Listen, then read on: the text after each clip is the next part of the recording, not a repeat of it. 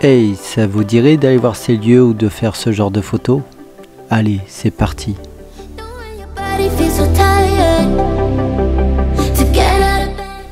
Bonjour et bienvenue sur Tricidrone. Pour le moment, je vous emmène au bout du monde. Nous sommes à Saint-Jean-d'Arvey en Savoie et pour l'instant pas de panique. Ce n'est que de la balade, mais préparez-vous, bientôt nous allons grimper beaucoup plus haut. Après avoir franchi le pont, vous verrez un petit sentier sur votre droite qui descend vers la Lesse pour apercevoir la cascade du bout du monde. La voici.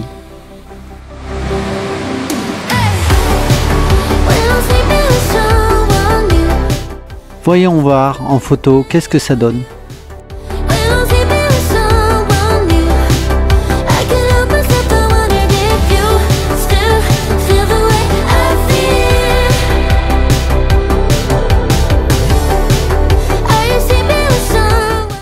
Ok, pas mal. Allez, on continue notre chemin.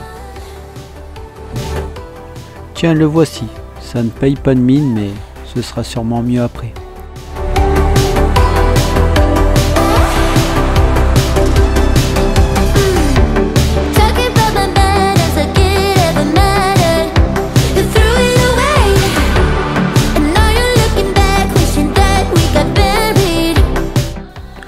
C'est relativement plat, c'est de la balade, les chiens doivent être tenus en laisse, et là je ne parle pas de la rivière.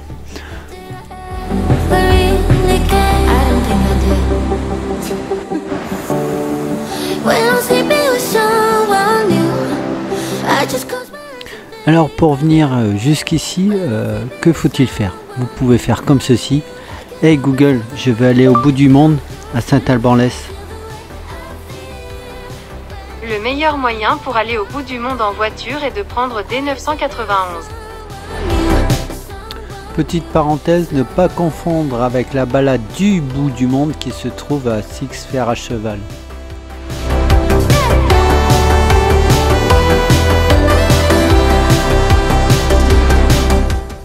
Donc là nous sommes en plein été, ça ruisselle quand même pas mal. Faut dire que on a eu un été 2021 qui a été assez pluvieux. Peut-être sur d'autres saisons, ce sera sûrement plus abondant à découvrir. Pourquoi pas y aller en automne, voire en hiver si c'est praticable.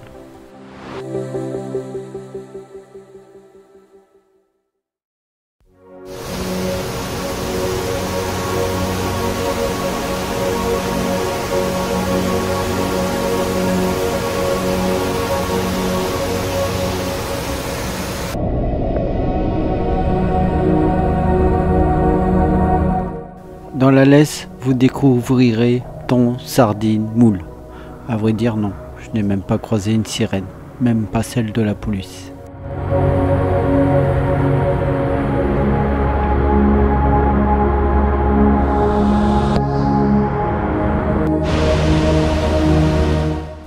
Nous voici au barrage.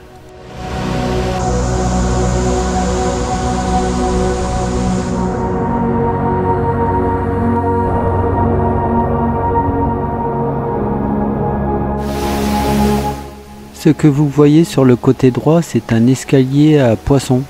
Ouais, je sais pas si on peut dire ça marche pour eux, mais voilà, ils peuvent passer par là en tout cas, pour éviter le barrage cascade. C'est bien beau tout ça, mais faire voler mon drone ici, c'est pas très intéressant. Alors, on va aller un petit peu plus haut maintenant.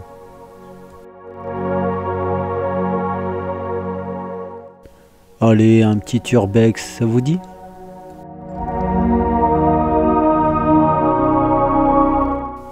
Ça va faire seulement 2,5 km que je marche. J'arrive à Saint-Alban-l'Hesse et là j'ai une idée derrière la tête. Je vais utiliser une machine pour me téléporter à un endroit bien plus haut.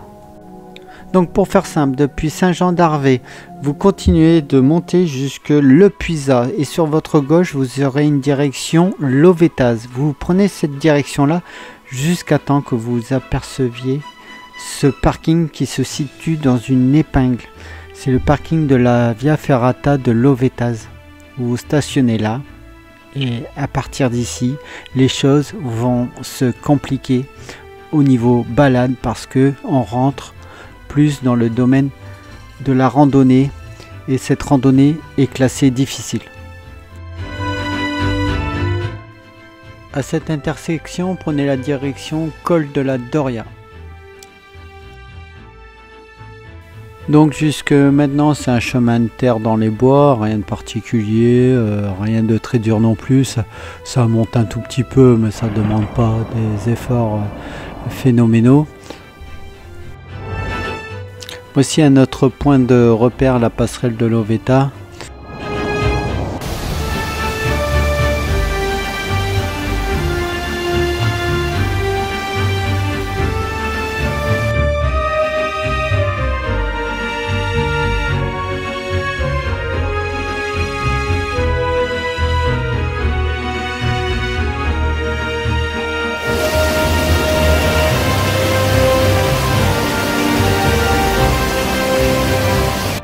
Voici le ruisseau de la Doria. Nous ne sommes plus très loin de la cascade.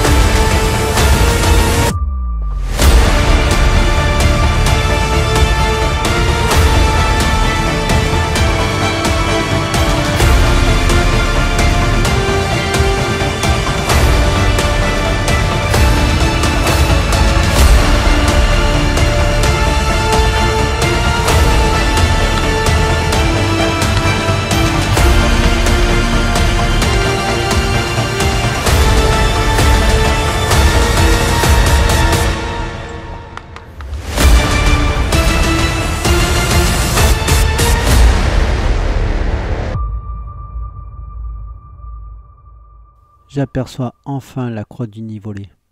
Et même si Géoportail m'autorise à voler à 120 mètres de hauteur par rapport où je suis, je dois rester vigilant. Regardez cette photo. Donc là-dessus, je fais un petit peu de prévention pour les télépilotes drones. Faites très attention, surtout ne franchissez pas la hauteur de 120 mètres qui vous est autorisée parce que régulièrement, comme vous avez pu le voir, l'avion de Savoie Air Glisse ainsi que les planeurs de Chalaiso survolent régulièrement cette zone avec un plafond qui est assez douteux pour moi. L'objectif maintenant est quand même d'atteindre la croix du Nivolé. Alors j'aime bien les surprises et j'ai pas préparé d'itinéraire particulier. c'est moi qui vais découvrir ou pas si je peux atteindre cette croix du Nivolet par ce sentier. On va voir ça maintenant.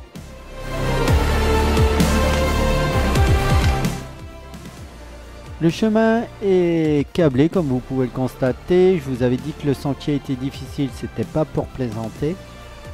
Par contre, si vous êtes sujet à des vertiges, ne passez pas par là. Le sentier s'engage sur une vire en direction du couloir cheminée qui sépare l'aiguille de la falaise. Il n'y a pas très longtemps, je vous avais présenté la vidéo Le pas du roc. Et bien ici, ça s'appelle le pas de l'échelle. Je vous fais pas un dessin pourquoi ça s'appelle comme ça. C'est vraiment très étroit. Vous savez ce que dit la fesse droite à la fesse gauche? Eh bien, elle dit ça pue dans le couloir. Eh bien, ça me fait penser un peu ça. J'ai l'impression de gravir une raie. Mais je vous rassure, c'est pas trop la merde.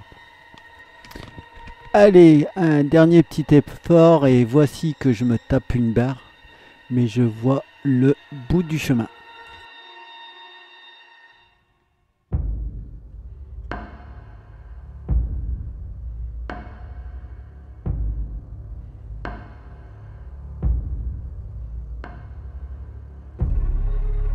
Après avoir grimpé, vous bifurquez sur votre gauche et vous arrivez dans la forêt de Charvetan.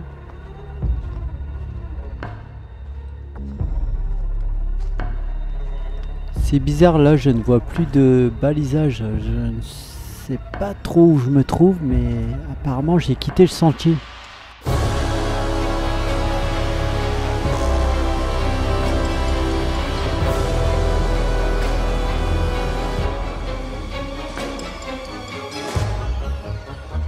Si je me fie à mon sens de l'orientation, je dois remonter plus au nord.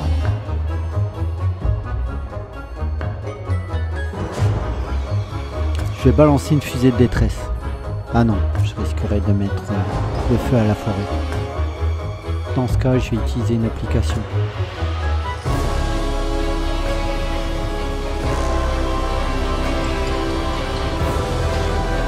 Bon, je vais passer à travers les bois.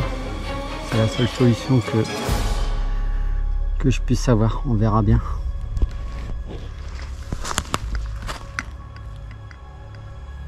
Donc voilà, je viens de regagner le sentier que j'aurais dû trouver dès le départ, mais bon, ça c'est des choses qui arrivent. Donc ici, en fin des panneaux, j'aurais bien aimé en avoir un peu plus bas. Ça m'aurait évité de traverser la forêt et faire une sortie de sentier. Par là, ça ne nous intéresse pas vraiment. Nous, ce qu'on veut voir, c'est là.